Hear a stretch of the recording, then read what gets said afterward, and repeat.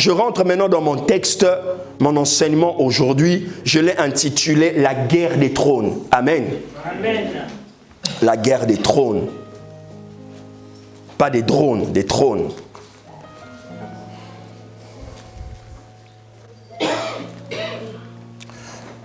Vous allez remarquer une chose. Certains termes, aujourd'hui, nous aurons du mal à les comprendre parce qu'ils ne sont plus de notre quotidien. Parce que nous vivons loin des réalités de l'époque où la Bible a été écrite. Lorsqu'on parle de certaines terminologies, on parle du trône par exemple, c'est un terme lié forcément à un royaume ou un empire. Alors, le contemporain ou la personne qui vit dans ce siècle, qui vit dans une république, qui n'est pas en relation particulière avec soit la Bible ou l'histoire vraiment, aura du mal à comprendre certaines choses. C'est pourquoi nous allons rentrer dans la Bible qui est le livre des livres. Amen. Amen. Le plus beau, le plus inspirant des livres et nous allons comprendre. Pourquoi je parle de trône aujourd'hui? Parce que depuis le premier dimanche du mois de janvier, je ne cesse d'insister là-dessus. Jésus nous a tous fascinés, chacun à sa façon. Jésus nous a tous fait quelque chose pour nous attirer vers lui. Et dans son discours, quand vous regardez dans la Bible, Jésus parlait du ciel. Il parlait que du royaume de son Père. Mais c'est extraordinaire que quand il parlait de ça, il utilisait un langage terrestre. C'est là où même, c'est à ce niveau-là que cela fait de lui le prédicateur le plus extraordinaire que la terre aurait jamais connu. C'est-à-dire, il nous parlait du royaume des cieux en utilisant un filet. Il disait, le royaume des cieux est semblable à un filet qu'on jette dans la mer, qu'on capture les poissons. Donc, il prenait des choses naturelles pour expliquer des choses surnaturelles. Il prenait des choses simples pour nous introduire dans des choses complexes. Parce qu'il n'était pas de ce monde. Mais il devait prendre la nature humaine pour nous faire introduire dans sa nature divine. N'oublie pas que la puissance aussi de la force de la personne de Jésus, c'est qu'il était 100% Dieu et il était 100% homme. Il n'était pas moins Dieu que moins homme, non. Il avait toute cette dimension en lui. 100% Dieu, 100% homme. C'est pourquoi on l'appellera Emmanuel, c'est-à-dire Dieu parmi les hommes. Il ne pouvait pas nous sauver s'il ne s'était pas incarné, c'est-à-dire prendre la chair humaine. Dieu s'est incarné. Il est venu, il a vécu avec les hommes. Et pour sortir les hommes de cette incompréhension qu'ils avaient du ciel, il a utilisé des termes. Je vais lire avec vous plusieurs textes aujourd'hui. Je vous demanderai de me faire indulgence, donc je vous prendrai 5 ou 10 minutes de plus si je n'arrive pas à finir ce que j'ai besoin de dire. Donc ne soyez indulgents à mon égard si par hasard, je vous prenais 5 ou 10 minutes de plus. Amen. Amen. Le livre de Genèse, chapitre 41.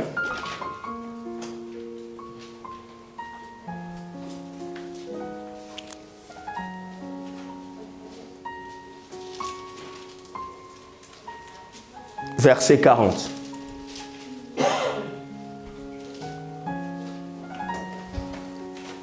Si vous y êtes, vous me dites Amen. Genèse 41, verset 40. La Bible dit ceci. Vous connaissez un peu mon style de prédication. Des fois, quand je commence à prêcher, vous ne savez pas ce que je suis en train de dire. Ça a l'air d'être... c'est pas vraiment qu'on... Je ne sais pas de quoi il parle. Mais à un moment, vous-même, vous allez vous retrouver dans la prédication. Genèse chapitre 41, verset 40. Et puis, je ne suis pas dans une église où on m'a invité, donc je suis dans mon église. Donc, je dois prendre le temps de bien expliquer. Amen. Amen. Genèse chapitre 41, verset 40. Je t'établis sur ma maison et mon peuple et tout mon peuple, pardon, je t'établis sur ma maison, et tout mon peuple t'obéira, et obéira à tes ordres. Le trône seul m'élèvera au-dessus de toi. Ces paroles sont les paroles de Pharaon qu'il adresse à Joseph. Le trône, pour essayer de définir, deux définitions simples que vous pouvez peut-être retrouver dans vos dictionnaires, c'est un symbole du pouvoir. C'est un siège ou une chaise qui symbolise le pouvoir d'un monarque ou d'un souverain. Ceux qui ont connu Feu Bokassa peuvent se rappeler qu'il avait un trône. Si vous voulez voir les images, le trône de Bokassa était quelque chose d'assez impressionnant.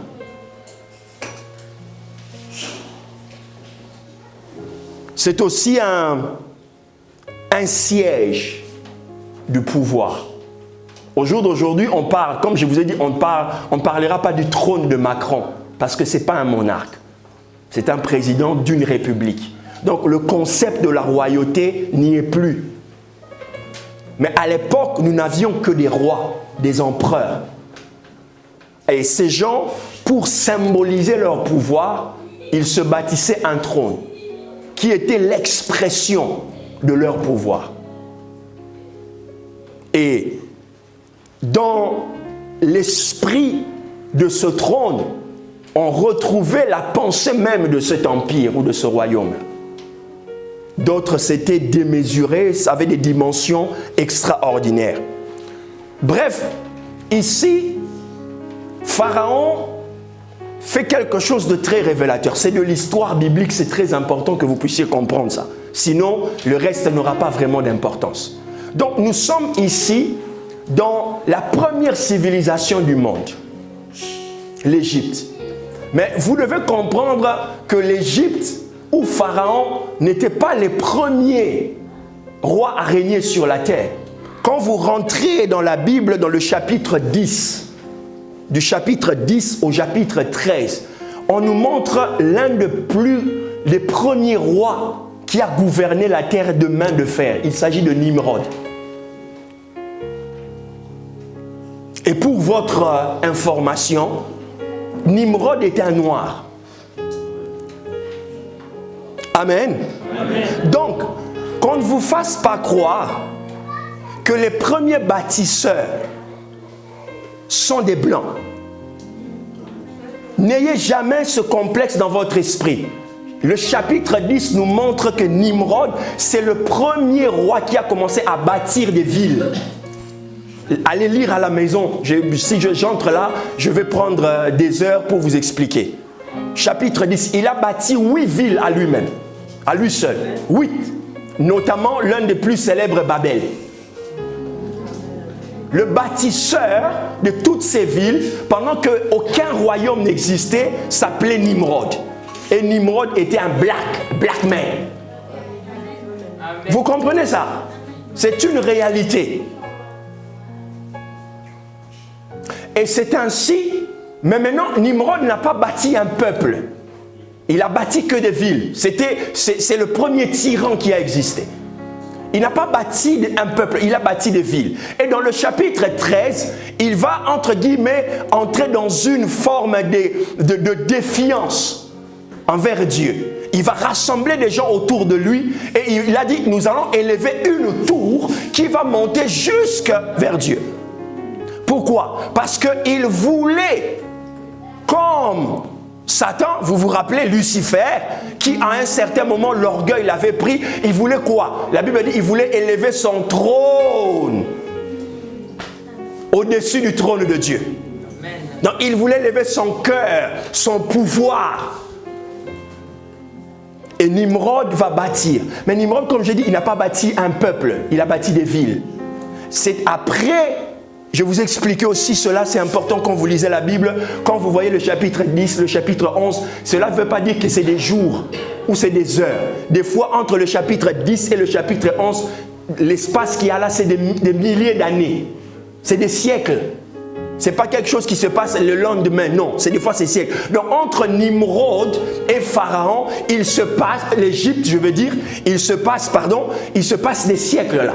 Et c'est ainsi que l'Égypte dont la Bible parle aussi, c'est une Égypte noire. Est-ce que vous comprenez ça? L'Égypte est aussi l'Égypte noire. Loin de là, mon but, ce n'est pas de vous parler de l'église des Noirs, je ne sais pas. Mais je remets les choses dans leur contexte. Sans que vous puissiez oublier la chose que tu enlèves de son contexte, ça devient un prétexte. Donc il faut comprendre toujours les choses dans leur contexte. Quand je parle du trône, je dois le remettre dans le contexte. Alors, va venir l'empire de Pharaon, ou l'Égypte. L'Égypte est différent. L'Égypte est une civilisation. Ça veut dire qu'elle construit un peuple. Elle amène la modernisation de l'époque. On installe l'hiéroglyphe. La médecine. C'est en Égypte qu'on a découvert l'art d'embaumer les corps. On commence à découvrir comment on peut conserver un corps pendant des milliers d'années. Ils vont pousser plus loin, ils développent l'architecture. On bâtit des pyramides. Tous ces gens ici, Thalès, Pythagore, c'est des gens qui ont quitté la Grèce pour venir s'instruire en Égypte. Tous les mathématiciens européens que vous connaissez. Et quand l'Égypte a gouverné le monde, a civilisé ce monde, c'est en ce moment-là que Dieu va décider d'aller introduire ce qu'on appelle la sémence de Dieu pour faire basculer cet empire. Parce qu'elle était l'empire qui était en train de propager l'influence de l'occultisme des dieux. Est-ce que j'enseigne? C'est alors que Dieu va déjà dire à Abraham, ton peuple, prophétiquement, ton peuple sera captif dans un pays. Il va servir ce peuple-là pendant 400 ans.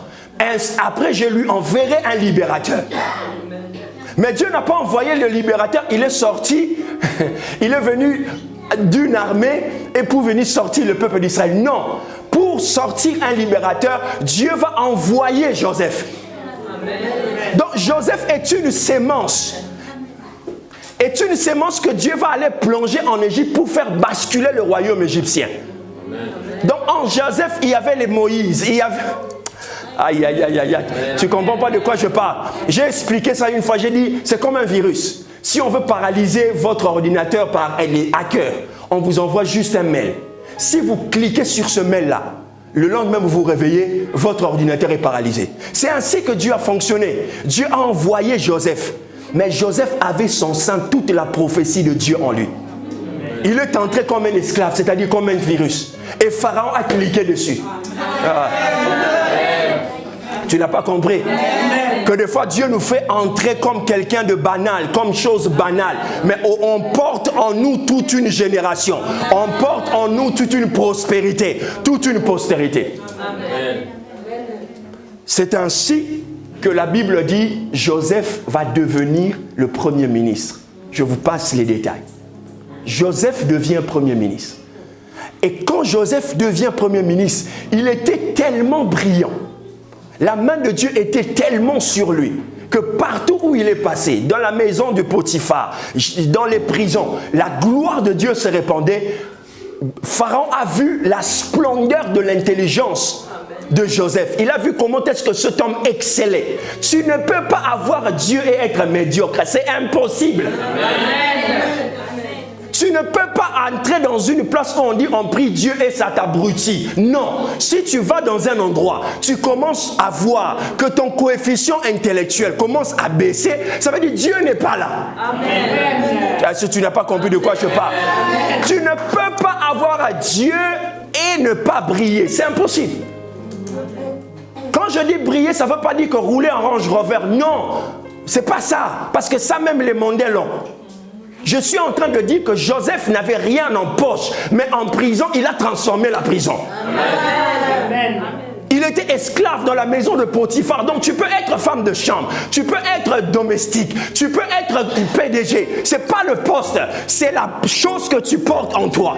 Amen. Et là où tu es, il y a quelque chose qui se passe. Amen.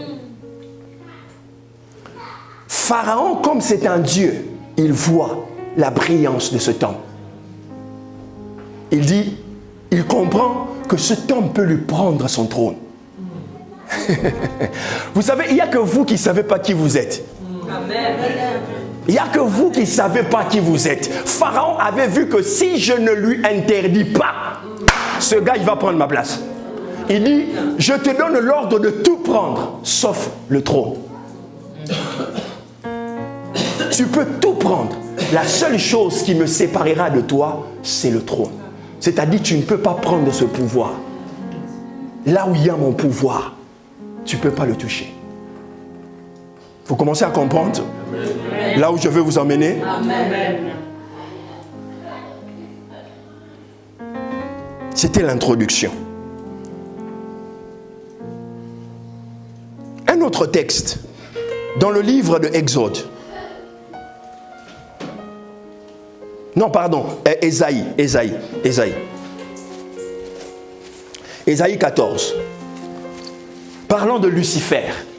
Je sais que c'est un terme, mais les gens ils ont peur de dire ça. Il ne dit pas ce nom ici. C'est un nom. Ça veut dire astre brillant. C'est tout ce que ça veut dire, Lucifer.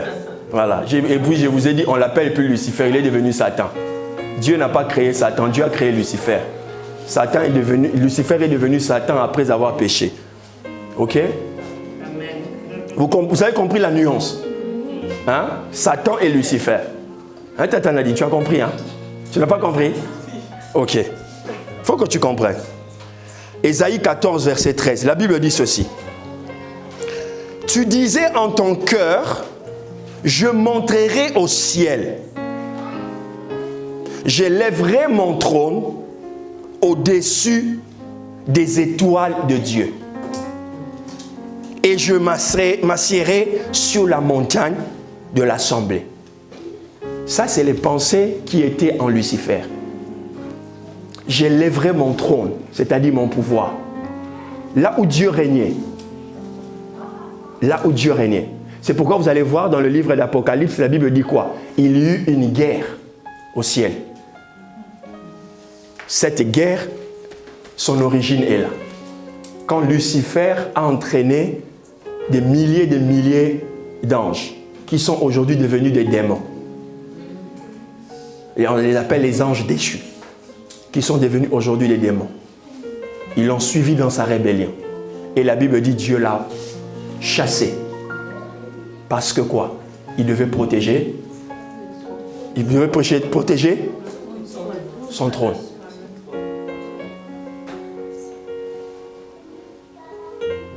Je vais aller petit à petit pour te montrer que toi aussi tu as un trône. Tout souverain a un trône.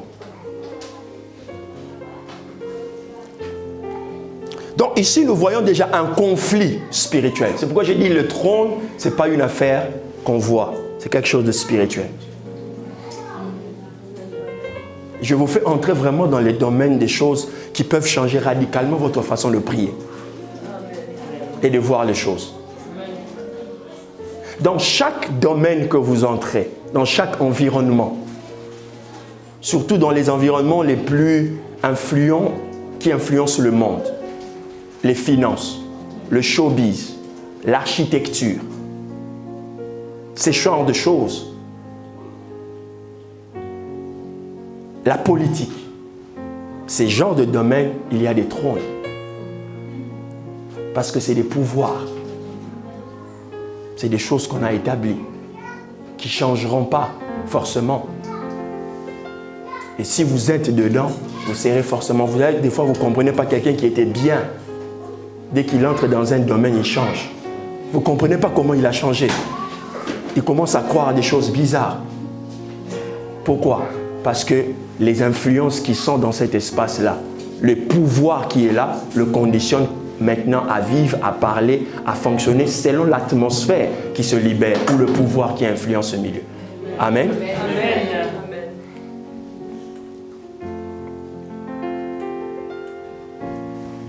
Un autre exemple.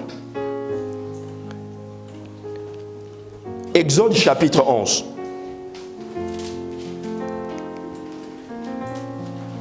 Exode chapitre 11. On est dans l'introduction. Hein? Quelqu'un pouvait aussi me dire, ah pasteur, vraiment, tu nous enseignes bien, vraiment.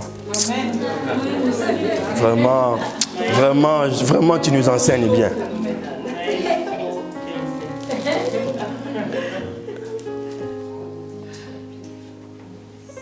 Verset, à partir du premier verset. L'Éternel dit à Moïse, je ferai venir encore une plaie sur Pharaon et sur l'Égypte. Après cela, il vous laissera partir d'ici. Lorsqu'il vous laissera tout à fait aller, il vous chassera même d'ici. Parle au peuple pour que chacun demande à son voisin et chacune de sa voisine des vases d'argent et des vases d'or. Dans cette histoire de demander l'argent, même Moïse l'a fait. L'Éternel fit trouver grâce au peuple aux yeux des Égyptiens. Moïse lui-même était très considéré dans le pays d'Égypte aux yeux des serviteurs. Moïse dit, ainsi parle l'Éternel, vers le milieu de la nuit, je passerai au travers de l'Égypte. Et tous les premiers-nés mourant dans le pays d'Égypte, depuis le premier-né de Pharaon, assis sur.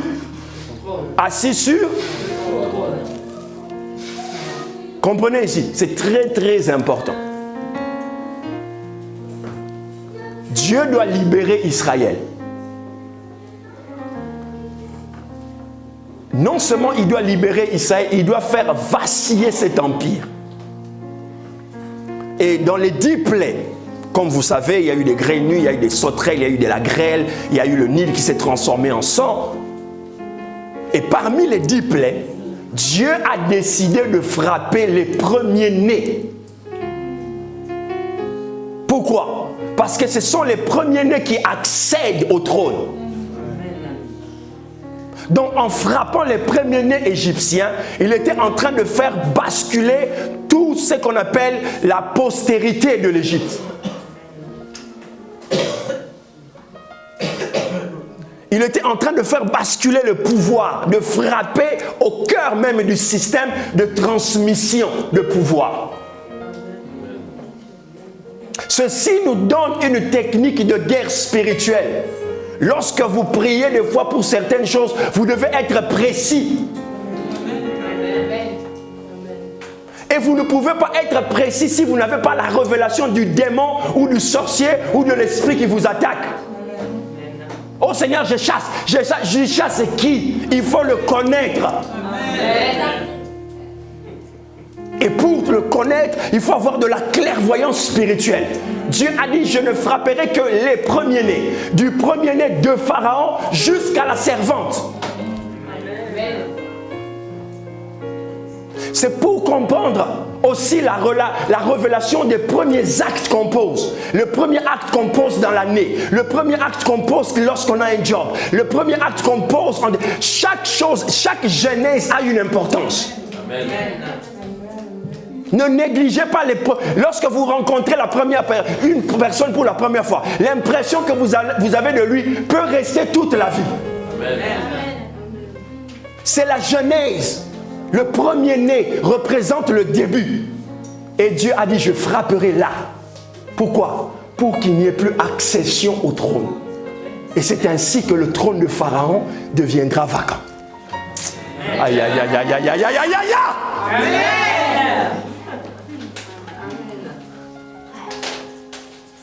Tu dois comprendre qu'ici, on est dans la technique du combat spirituel qui consiste à connaître son adversaire et à le frapper là où il s'attend le moins et à le déstabiliser. Même si le combat va continuer, mais il ne sera plus en mesure.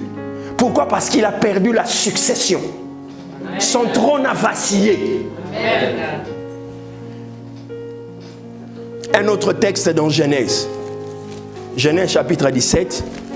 Exode toujours. Exode.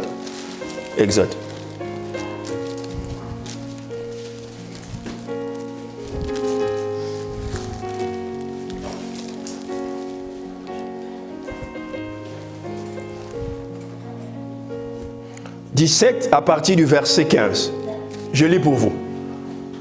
Moïse bâtit un autel. Quelqu'un dit autel. Vous savez, ici, moi, j'ai dit, c'est un quoi? Mémorial. Je parle de mémorial parce que ça reste pour des générations. Les gens de l'époque bâtissaient des autels. Vous allez remarquer une chose, c'était une culture des gens de l'époque, les patriarches.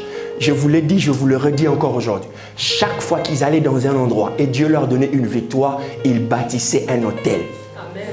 Et quand ils bâtissaient un autel, des fois, ils changeaient même le nom de cet endroit-là. Ma prière pour toi est que là où tu vas, tu changes les endroits où tu vas. Amen. Moïse bâtit un autel et lui donna pour nom. Vous voyez, il a donné le nom. Il donna le nom de quoi? L'Éternel est ma bannière.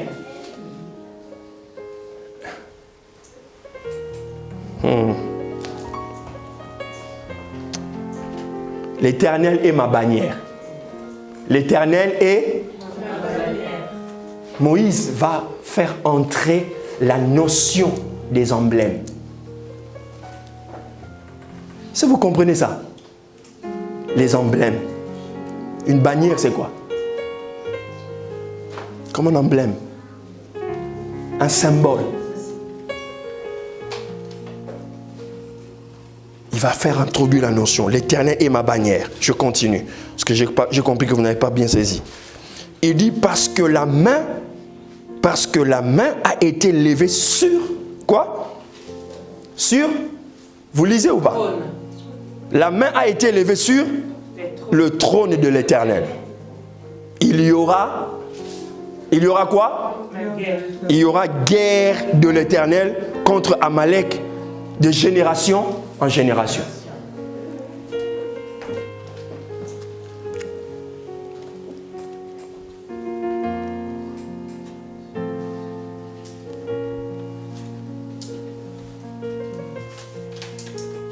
Parce qu'il a porté, il a levé la main, il a été levé sur le trône de l'Éternel. Et il y aura une guerre de génération en génération. Si tu crois que des fois en chassant un démon, il part, il ne reviendra pas, il reviendra toujours. Jésus va dire lorsqu'on chasse un esprit d'un corps, il sort, il part. Mais qu'est-ce qu'il fait? Il revient pour voir. S'il voit que la maison a été bien balayée de l'intérieur, mais il n'y a pas de protection, qu'est-ce qu'il fait? Il dit, il en appelle 7 autres qui reviennent. Ça, c'est Jésus qui enseigne. Ce n'est pas un prophète ou un pasteur. Hein? C'est lui-même Jésus. Donc, il vous montre les réalités qu'il y a dans le monde spirituel. Amen. Il dit, il va sortir, il part, il revient un jour, il va revenir et il va vérifier. Et là, la maison est propre, mais pas de vie spirituelle. Il n'est pas blindé. Il appelle 7 autres. Ils reviennent en force. La Bible dit, Jésus dit, la condition de cette personne sera pire que la précédente. C'est pourquoi vous allez voir, il y a des gens, à un moment, ils ont fréquenté l'église, on a prié pour eux, à un moment, ils ont repris leur ancienne vie, mais la manière ils vivent au jour d'aujourd'hui, c'est pire qu'avant. Donc, lorsqu'on a reçu une délivrance, il faut la conserver. Parce que la guerre peut durer de génération en génération. Et si le diable sait que dans ta postérité, il y a quelque chose dans ta lignée, il y a quelque chose de grand, de puissant que Dieu veut faire, le diable va poursuivre cela de génération en génération. Ça ne veut pas dire qu'il va gagner, mais ça veut dire que de temps en temps, il y aura des combats. Amen. Amen. Pourquoi? Parce que la main a été levée contre le trône de Dieu. Ça, c'est une réalité.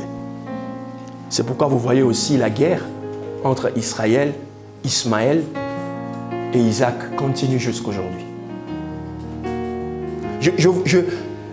Je vous enseigne ces choses de cette façon pour éviter que vous tombiez dans les pièges des manipulateurs, parce que ça existe.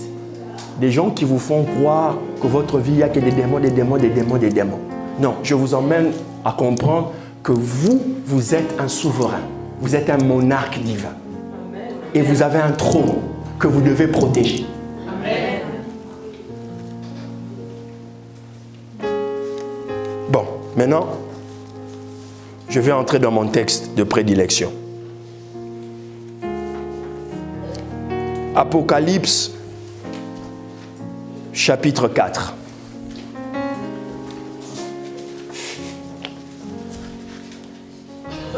Quand j'étais jeune, chaque fois qu'on devait lire le livre d'Apocalypse à l'église, les gens avaient peur. Les gens avaient peur. Et au jour d'aujourd'hui, si tu prends 10 chrétiens aujourd'hui, il y en a peut-être un seul qui lit de temps en temps le livre d'Apocalypse. Pourquoi? C'est à cause des images qu'on a essayé de mettre dans la tête des chrétiens. Déjà le mot apocalyptique, l'adjectif qui en sort, ça veut dire c'est le chaos. Ceux qui ont vu, pendant qu'ils étaient enfants, ils ont vu un film Apocalypse Now. C'est-à-dire c'était une scène apocalyptique, même en français. Quand on dit ça veut dire c'est le chaos. Et pourtant c'est rien de tout ça. Amen. Amen. Apocalypse veut dire apocalypsus en grec. Veut dire révélation. Ouvrir, exposer, démontrer. Des choses qui étaient, qui sont et qui viendront. C'est ça l'Apocalypse. Maintenant, ce qui est vrai, c'est un livre dans lequel on retrouve beaucoup d'images très fortes. On vous parle par exemple des dragons. Tu vois par exemple, ça veut dire que ça ne date pas de notre temps. Les dragons, ce sont des animaux qui ont vécu il y a longtemps, mais qui vont réapparaître, pas sous forme physique, mais leur esprit. Vous savez que le diable est appelé le dragon. Et vous comprenez pourquoi la Chine a choisi comme emblème de sa nation le dragon. Vous comprenez maintenant certaines choses. Bon, on n'y est pas encore. On n'y est pas encore. Lisons d'abord le premier chapitre, hein, le premier chapitre d'Apocalypse, pour apaiser vos esprits.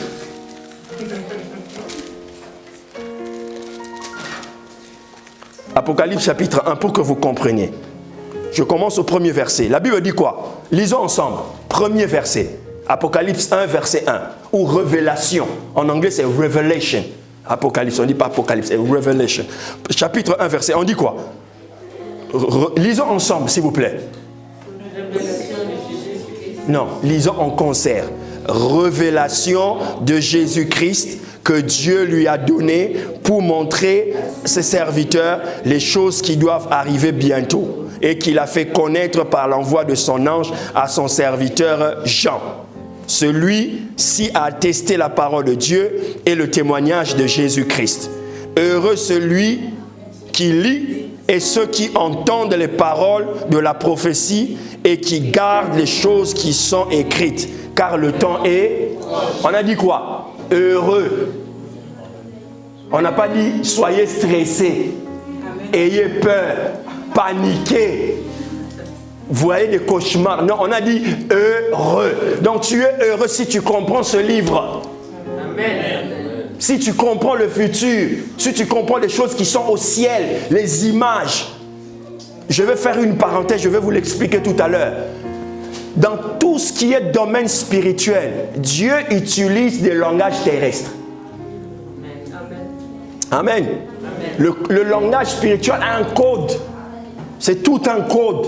Et si tu ne comprends pas, un jour tu vas voir une image, tu vas croire que cette image-là représente la chose que tu as vue. Or, elle ne représente pas ça. Amen. Amen. Amen. On va voir ça tout à l'heure.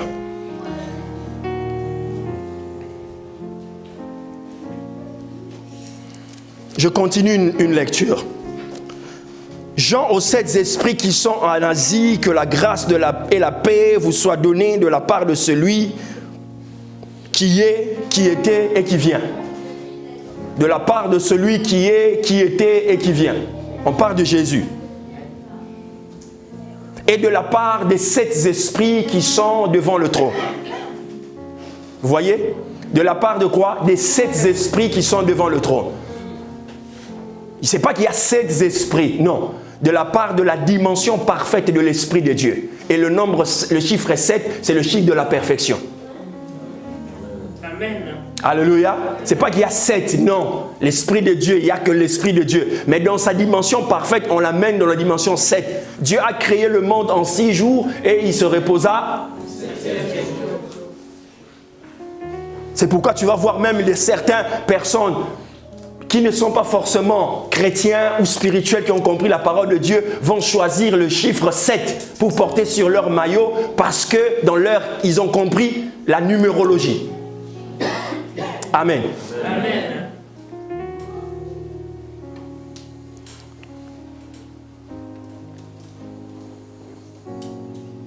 Verset 5. Et de la part de Jésus-Christ, le témoin fidèle. Ici, nous avons, Eric, pour ton information, ça peut t'aider. Et de la part de Jésus-Christ, le témoin fidèle. Le premier-né des morts et le prince des rois de la terre. Ici, nous avons déjà une source d'inspiration pour l'adoration. On a dit quand on adore Dieu, on ne dit ce qu'il est. Et les termes les plus puissants que tu peux trouver dans l'adoration, tu ne peux le trouver que dans la Bible. Tu ne peux pas le trouver dans un arlequin, non. Tu peux le trouver dans la Bible. Ici, on parle de Jésus comme jamais on a parlé de lui. Hein?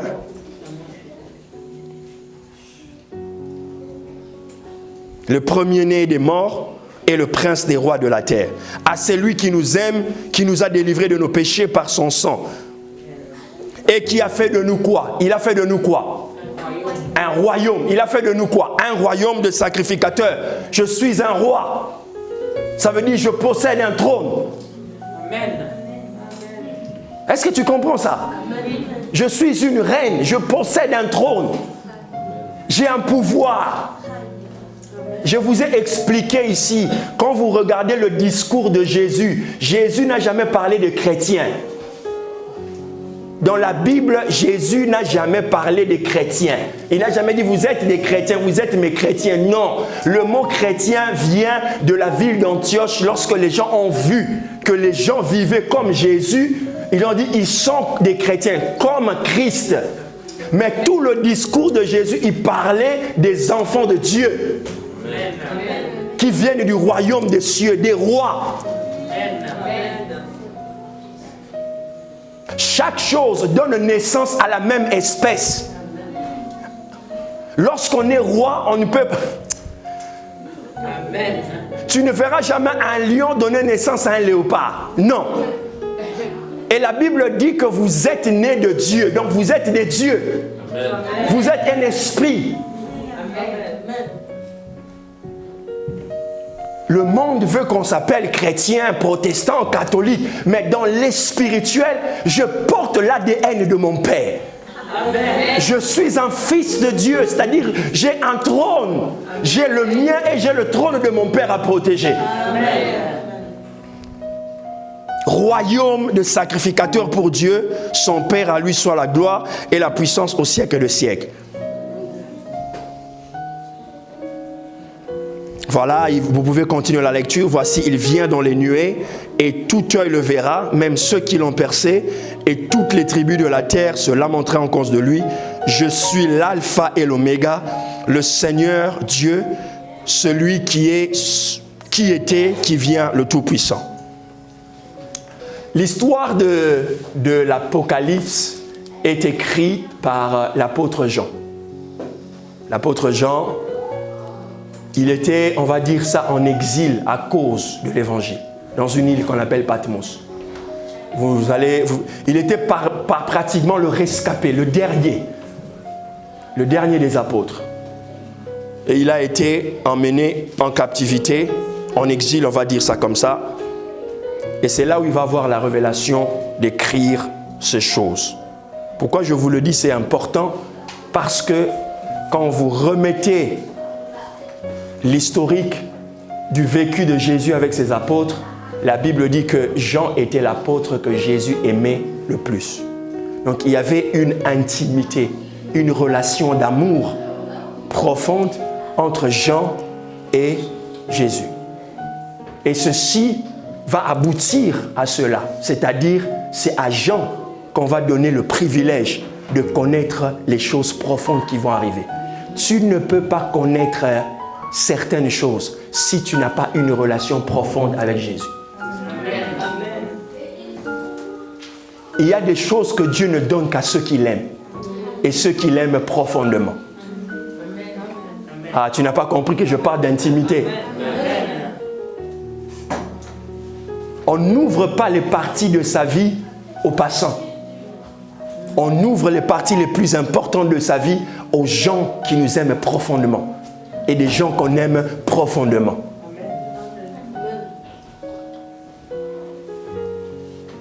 C'est alors que la révélation va être accordée à Jean. Mais ici, Jean le voit dans une autre dimension. Amen.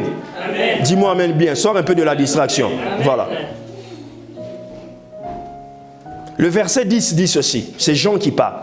Je fus saisi par l'Esprit au jour du Seigneur. Et j'ai entendu derrière moi une voix forte comme le son d'une trompette. Jésus ne peut pas te parler et que tu restes indifférent. Impossible. Comme on dit en anglais, no way. Jésus ne peut pas te parler et que tu restes là. La Bible dit sa voix était forte comme la trompette. Donc elle marque ton esprit. Et comme je vous disais le dimanche passé, il n'a pas besoin de te dire 10 000 phrases.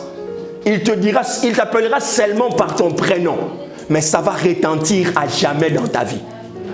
Ah, et tu n'as pas compris qu'il fallait l'acclamer, le célébrer. Wow! Je parle de Jésus là. Je parle de Jésus. Donc quand tu l'adores, dis-lui que sa voix ressemble à une trompette. Donc elle ne peut pas être confondue avec la voix d'une personne. Non. Sa voix est claire, elle marque ton esprit, elle marque ton enfance, elle marque ta destinée. Tu l'auras entendue une fois dans ta vie, c'est fini. Elle va rester gravée dans ton esprit. Amen.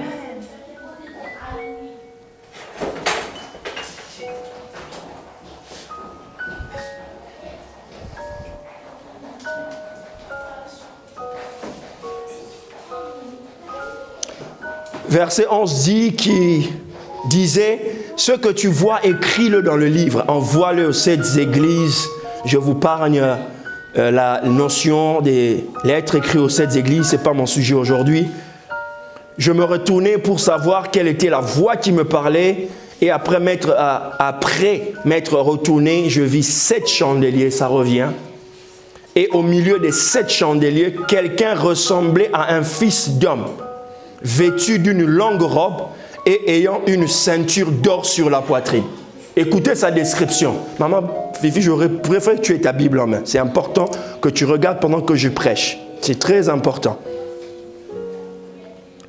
Et au milieu des 7 chandeliers, quelqu'un qui ressemblait à un fils d'homme, vêtu d'une longue robe et ayant une ceinture d'or sur la poitrine. Sa tête et ses cheveux étaient blancs, comme de la laine blanche, comme de la neige. Ses yeux étaient comme une flamme de feu.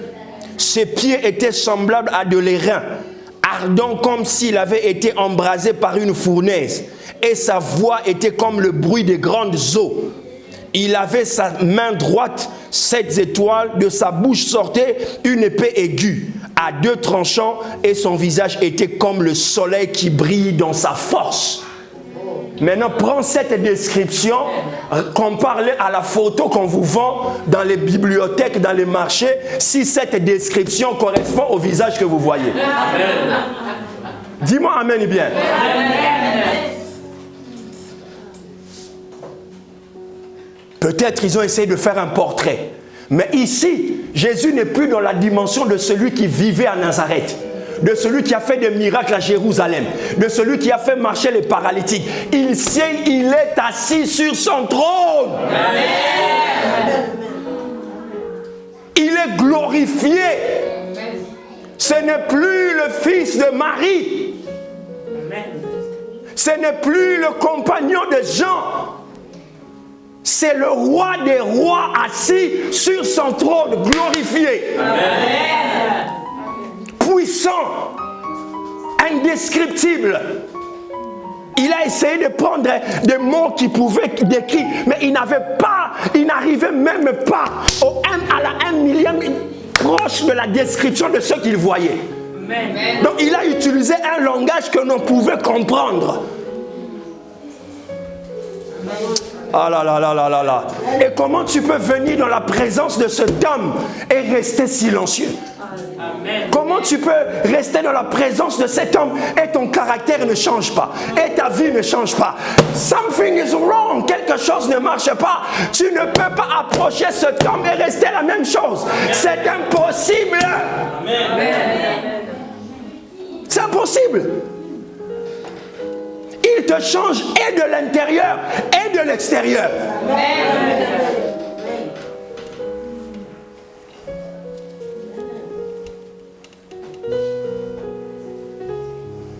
Jésus lui a dit, je suis le premier et le dernier.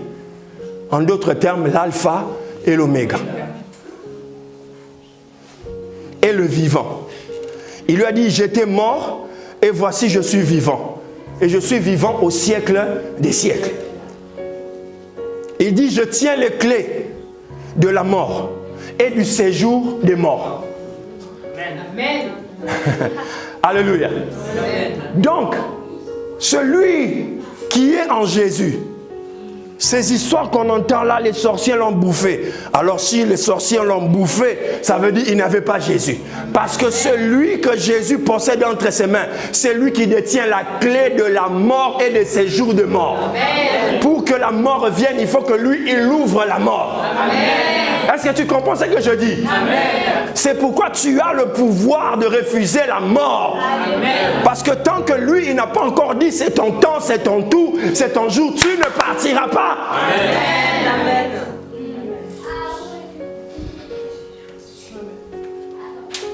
Amen. Si ce que je te prêche aujourd'hui ne change pas quelque chose en toi, quelque chose doit être vu encore en profondeur. Il faut que ça modifie ta conception de Jésus. Ce n'est pas le petit Jésus. Chaque 25 qu'on va célébrer, on va lui déposer des cadeaux au sapin de Noël. Non. Ce n'est pas de ça que je parle. Ce n'est pas de cette fameuse photo qu'on nous montre. Non. Je parle de Jésus glorifié. Amen. La Bible dit, quand Jean l'a vu, il faut faire arrêter un peu les enfants. S'il vous plaît, aidez-moi.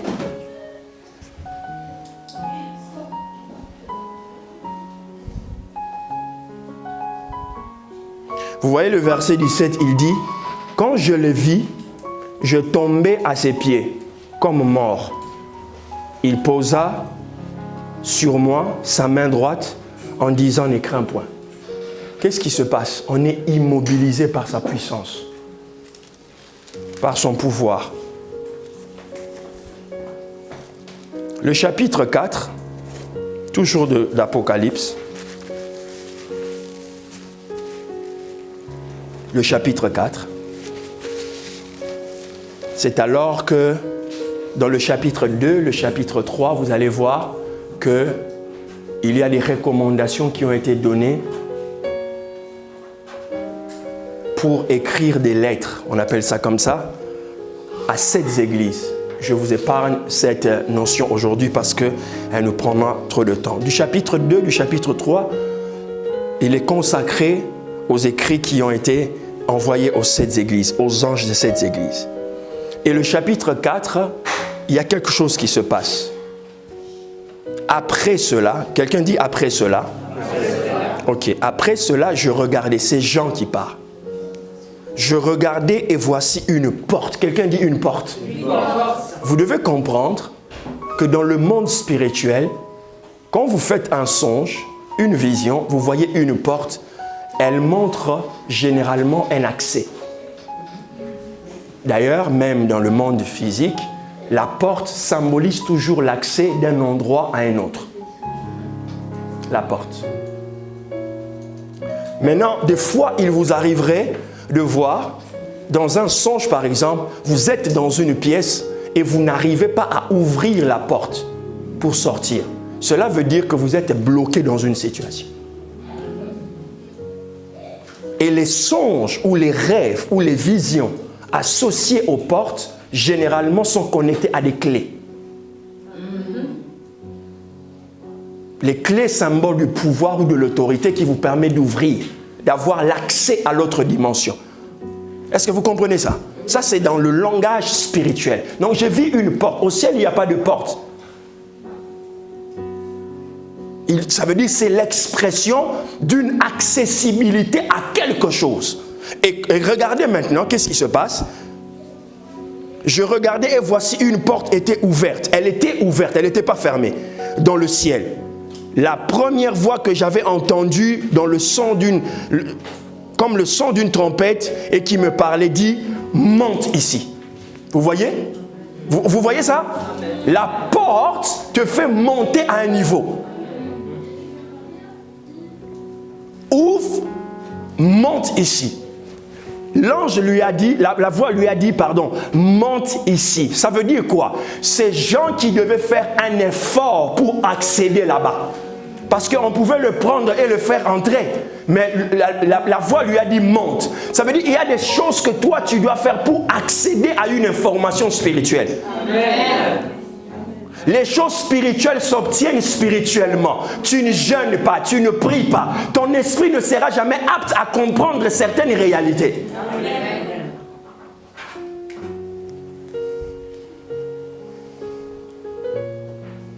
Monte ici, je te ferai voir ce qui doit arriver, lui dit la voix de Jésus.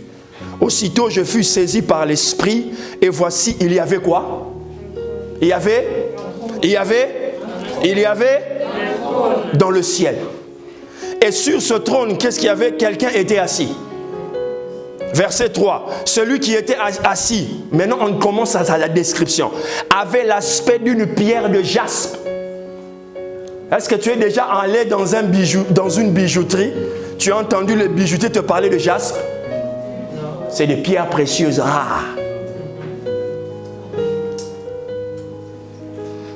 Nous sommes en train d'accéder au trône de Jésus maintenant. Je veux que tu comprennes cette réalité-là. Et la Bible commence à nous faire la description de ce trône, comment il est.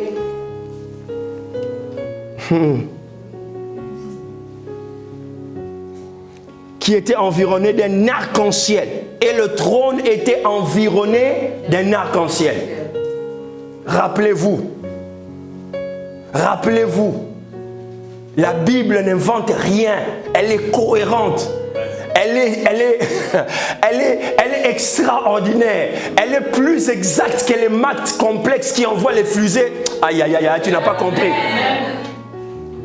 Ici, la Bible révèle que la première fois que Dieu avait tué la terre, avait exterminé la race humaine par le déluge, lorsque Dieu a recréé les choses pour montrer sa fidélité, qu'est-ce qui est apparu sur le ciel?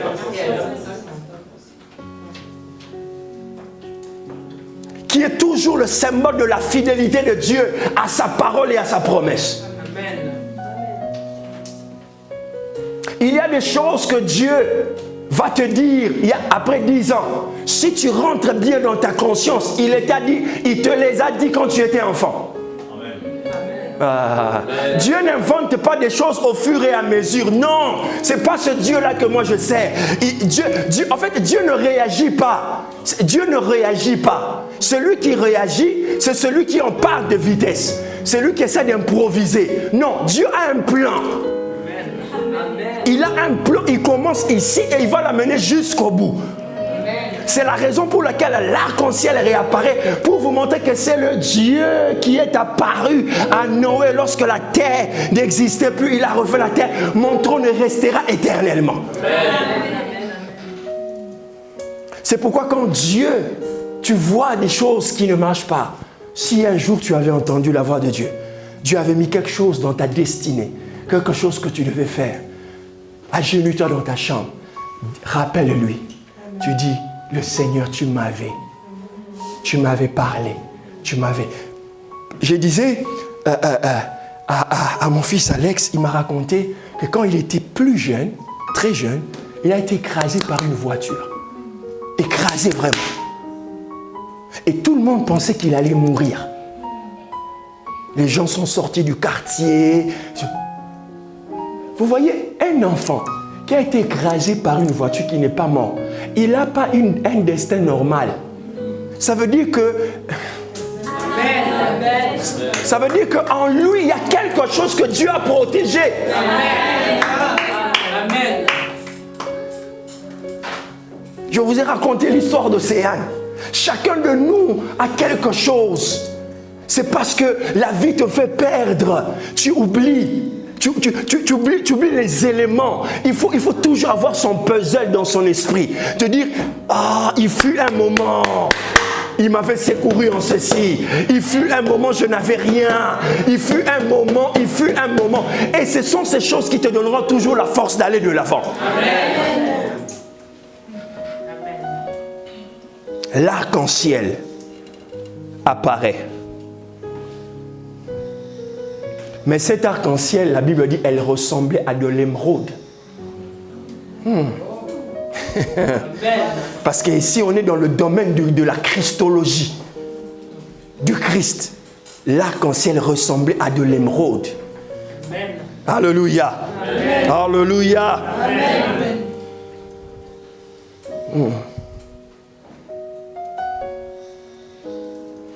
Troisième chose, autour du trône, je vis 24 trônes. Je vous avais dit, chacun son trône. Autour du trône, il y avait 24 trônes.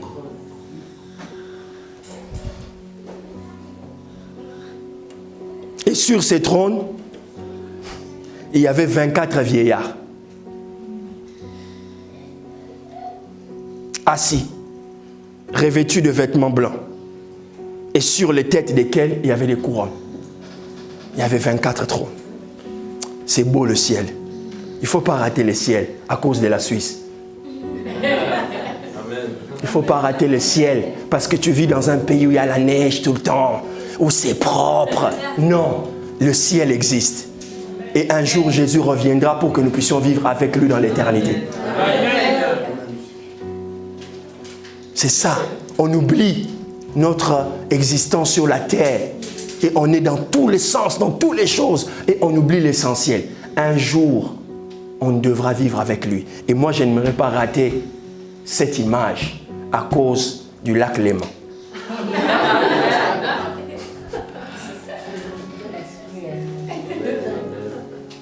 « 24 trônes autour, les 24 vieillards qui symbolisent les élus, les anciens de l'Église.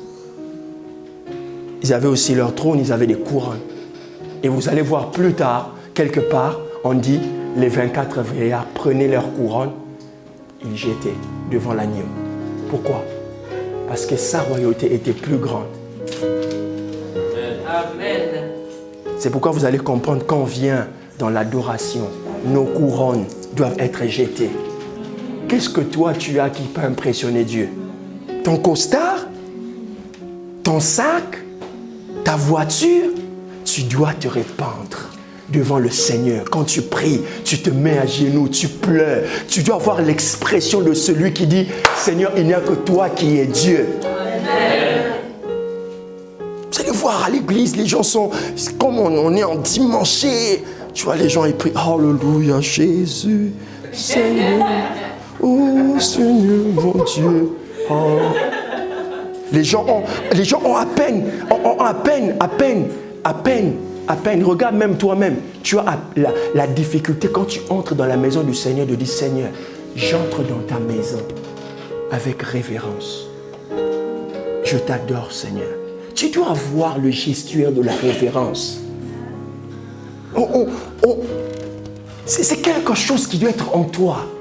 Quand tu es même dans ta propre chambre, pas seulement à l'église. quand tu veux prendre le temps, tu dis, oh Seigneur, je t'aime. Pendant que j'étais en train de venir à un moment, j'écoutais une chanson qui est montée dans mon esprit. J'ai commencé à crier dans la voiture. Je parie qu'il y a quelqu'un qui était passé. Elle dit, ce gars, il doit être fou. Mais j'ai commencé à chanter. J'ai crié, j'ai dit, Alléluia dans la voiture. Mais oui, parce que ce que j'avais ressenti, c'était fort au fond de moi. Soyez des adorateurs devant ce trône merveilleux. Amen. Amen. On dit aussi qu'il y avait 7 lampes. Je vais expliquer ça. 7 lampes qui sont les 7 esprits.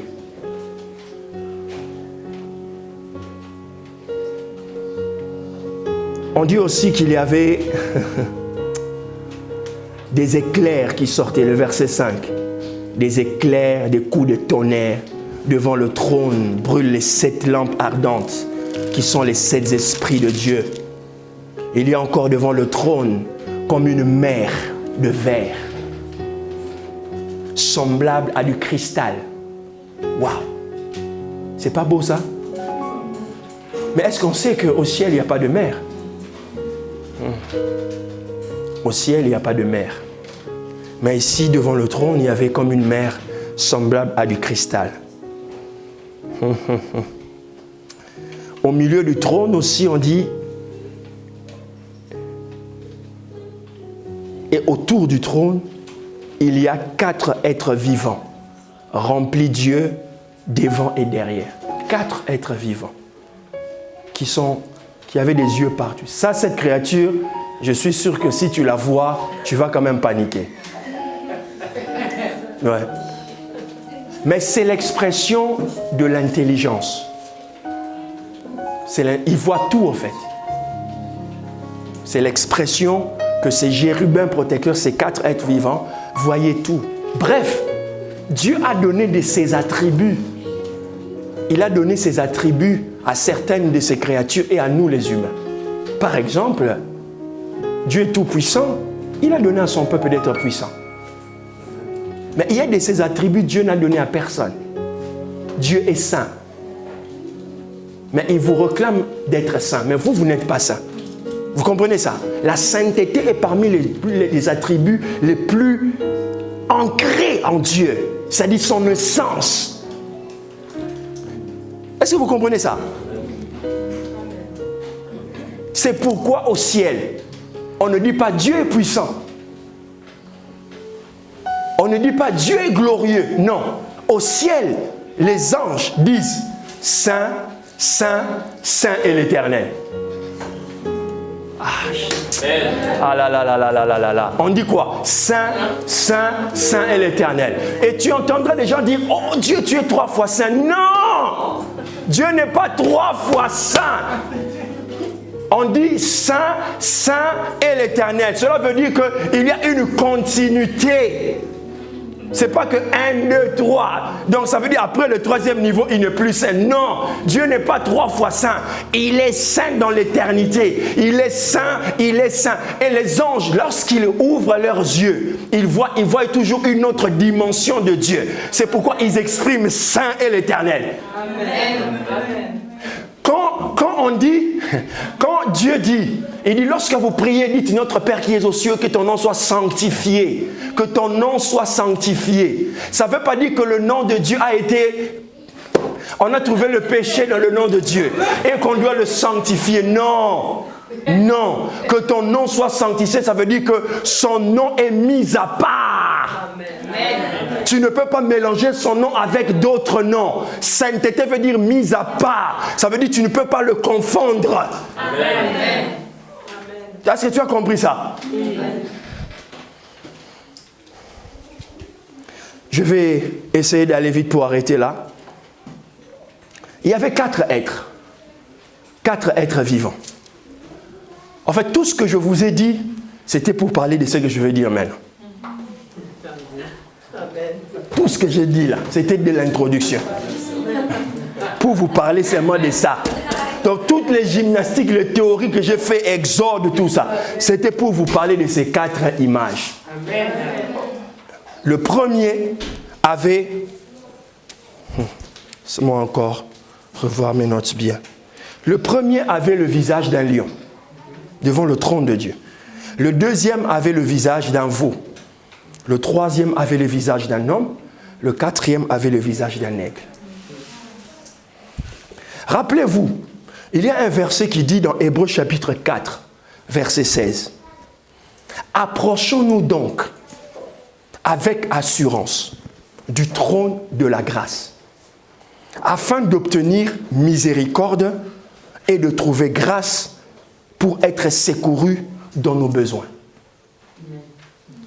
Hébreux chapitre 4, verset 16. La Bible dit, approchons-nous du trône avec assurance du trône de la grâce, afin d'obtenir miséricorde et de trouver grâce pour être secourus dans nos besoins. Je le répète encore. Approchons-nous avec assurance du trône de la grâce, c'est-à-dire le trône de Jésus, lequel on a fait la description tout à l'heure, afin d'obtenir deux choses majeures pour ta vie. Quoi? La miséricorde et la grâce. Amen. La miséricorde et la grâce. Pour être secourus dans nos besoins. Et 4 êtres vivants représentent ce secours que nous cherchons. Le premier, on dit que c'est un lion. Je vous ai dit, le trône est l'expression du pouvoir de quelqu'un, en introduction. Le trône. Et tout ce qui entoure le trône de quelqu'un représente son identité, sa philosophie, sa façon de voir les choses, son essence, sa manière de faire. Si dans un pays, le souverain veut manifester la richesse, vous allez voir que son trône sera bâti en or. Par exemple, si vous allez dans un pays comme le sultanat de Brunei, j'ai sauté l'Arabie Saoudite, je suis allé très loin là-bas en Asie. C'est un pays où tout le monde est riche pratiquement, à commencer par le souverain. Tout est en or pratiquement. Si vous allez des fois à Dubaï, je ne suis pas encore allé. Voilà, peut-être que tu seras la personne qui va m'envoyer là-bas. Bon, à Dubaï, j'ai vu, ma femme m'a rapporté quelques photos. Tout ce qu'on construit à Dubaï, il faut à un moment qu'ils mettent des symboles d'or. Pour expérimenter, pour exprimer le pouvoir qu'ils ont. On vend de l'or un peu partout là-bas aussi. Bref, c'est pour dire que chaque pays a une expression de son pouvoir. Ici, le trône de Dieu, au-delà du côté spectaculaire qu'on nous a montré, on nous a montré qu'on peut retrouver le secours. On peut obtenir la grâce et la miséricorde. Le visage du lion. Le lion représente la royauté, la force. Bon, je dirais plus la royauté. Jésus est appelé le lion de la tribu de Juda. Donc celui qui s'approche du trône de la grâce continuellement, il y aura en lui cette capacité d'exercer le pouvoir royal. Amen. Amen. Deuxième, on nous dit, il y avait le visage de quoi? D'un veau. Un veau, dans la Bible, symbolisait le travail. On utilisait les veaux pour faire les champs, labourer la terre.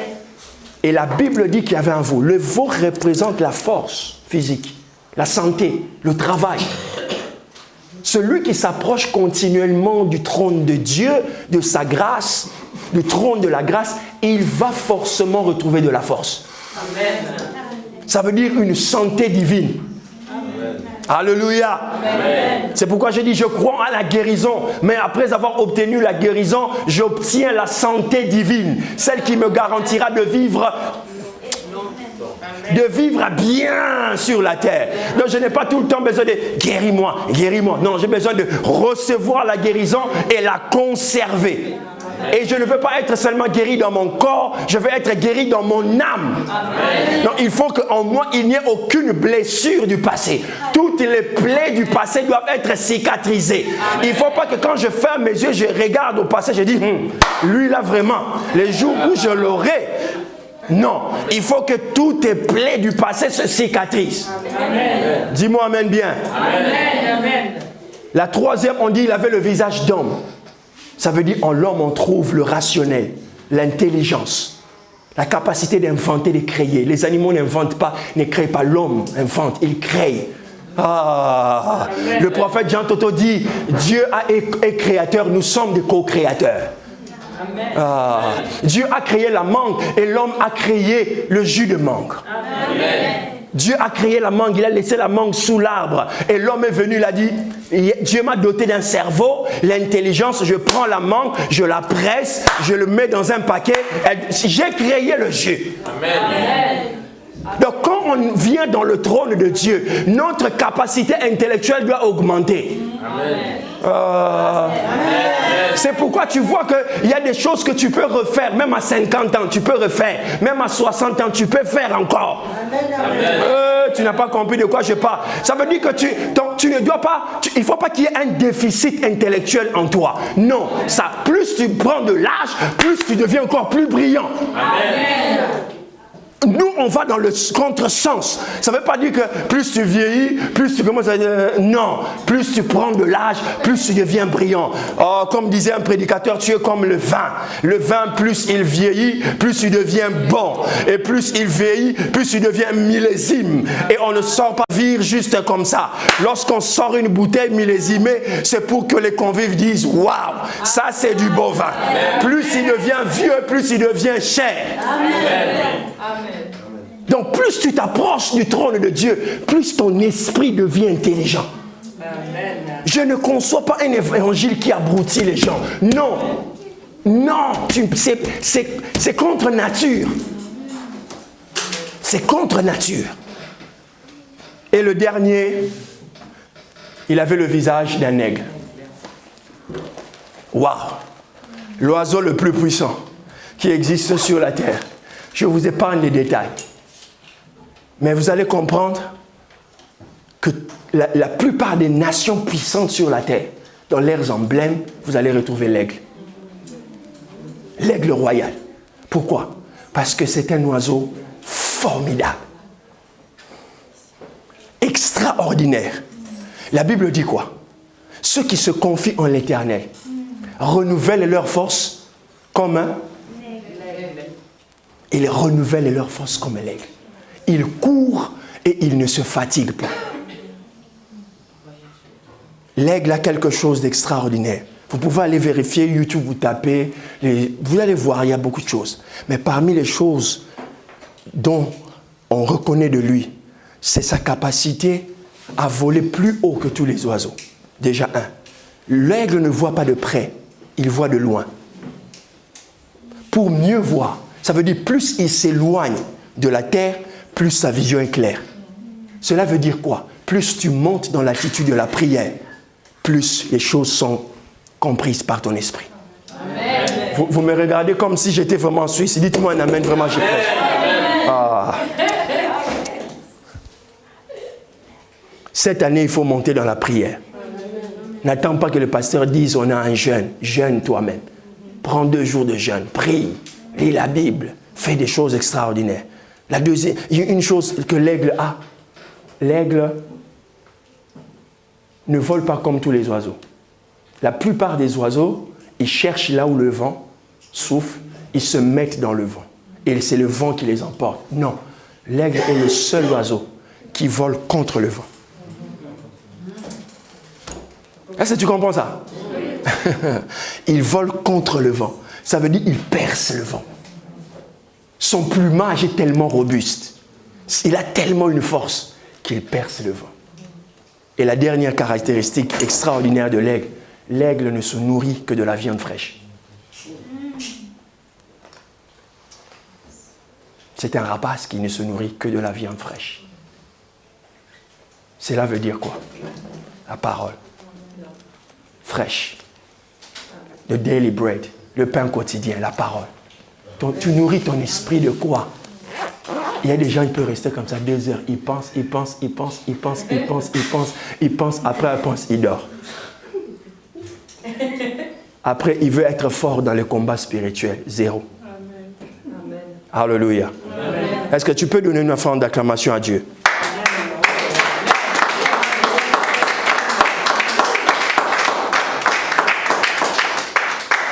En fait, quand je prêche ce genre de message, je sais que je ne fais pas habituellement, ce n'est pas pour que simplement tu dises « Waouh, la Bible ». Non, c'est pour te donner de l'information, de la révélation, afin que tu puisses comprendre le rôle que tu as joué. Tu as un trône. Maintenant, voici comment Jésus a bâti son trône. Comment toi, tu veux bâtir ton trône. Dans chaque domaine de la vie, nous avons des trônes. Et tu dois bâtir ton trône en fonction de ton domaine, là où Dieu t'a appelé à agir. Tu dois voir ton trône et tu dois mettre les éléments. Ça veut dire que ton trône symbolise ton pouvoir. Et autour de ton trône, tu dois mettre des choses. C'est toi qui dois le confectionner. Ça doit être fait selon toi, selon ta pensée. Ne fais pas les choses par rapport. Non. C'est pourquoi vous voyez, nous avons des problèmes. Les Gabonais veulent être comme des Français. Ça ne marche pas. Hein? Ça ne marche pas. Les Congolais veulent être comme des Belges. Ça ne marche pas. Ok? Alléluia. Amen. Ça ne marche pas. On a une identité dans la destinée. Ah, tu n'as pas compris. On a une identité dans la destinée. Il faut chercher ce qu'on est, ce qu'on doit faire. Comprends ce que tu es et reste de ce que tu es. Amen. Tu verras que la vie sera, comment je peux dire, elle sera glorieuse, elle sera heureuse pour toi. Tu auras moins de problèmes parce que tu auras bâti ton trône à toi et tu vas régner. Amen. Vous croyez que le roi de Swaziland envie la reine d'Angleterre? Non. Parce qu'il est assis sur son trône de Swaziland, avec sa tenue de raffia. Il n'a pas besoin de commencer à s'habiller comme la reine d'Angleterre. Parce que la culture, les coutumes, les traditions swazilandaises ne lui permettent pas de faire cela. Amen. Ouh, tu n'as pas compris. Est-ce que vous croyez que le conseiller fédéral de Suisse a envié à Macron? Non. Parce qu'ils ont bâti leur fortune, leur savoir sur le modèle suisse. Ils n'ont pas besoin de devenir comme la France. D'ailleurs, ça ne passe pas même dans leur esprit. Amen. Qui es-tu? Qui es-tu? Qu'est-ce que tu fais sur la terre? Ta vie ressemble à quoi? C'est pas dodo, métro, boulot. Non, il y a un au-delà. Il y a quelque chose que tu dois faire sur la terre. Il y a une influence que tu dois mettre sur le trône, Amen. Dans le monde. Amen. Les démons doivent commencer à avoir peur de toi. De quand le diable les envoie aller attaquer dans leur maison, ils disent, papa, là-bas, on n'arrive plus. C'est blindé, blindé, blindé. Amen. Amen. Alléluia. Amen. Il faudrait qu'on inscrive ton nom dans les livres des gens qui vont mourir avec une vie pleine. Pas tu deviens comme un lambeau. Non, non, tu dois mourir, tu es encore bien. Amen. Ton corps ne doit pas devenir un lieu d'expérimentation, de bistouri, de machins. Non. Pourquoi? Parce que le trône de Dieu de la santé. Amen.